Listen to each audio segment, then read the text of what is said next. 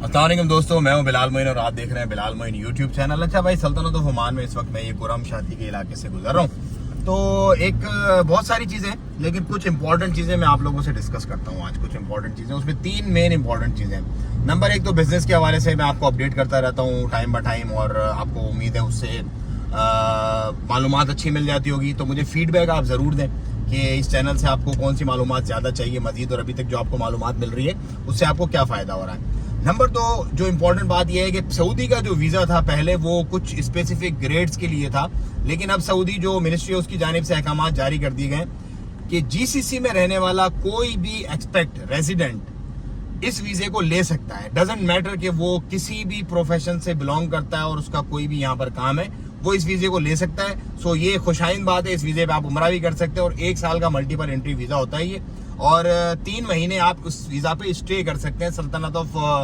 Kingdom of Saudi Arabia में।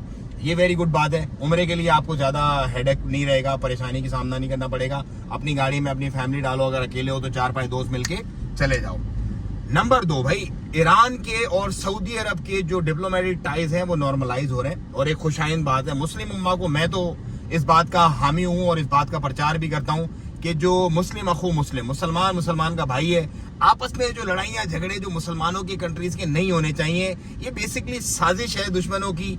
Divide and rule वाला चक्कर है, इसको खत्म होना चाहिए। और ओमान ने भी वेलकम किया इस डिसीजन को जो दोनों गवर्नमेंट की जानिब से लिया गया है। तो इसके अलावा मेन पावर जो है वो फुल एक्शन में अभी भी। तो आप लोग कोई भी इस तरह से काम ना करें जो कि आपकी कंपनी वीज़ा के अलावा हो, या फिर आपको उस पर परेशानी का सामना करना पड़े।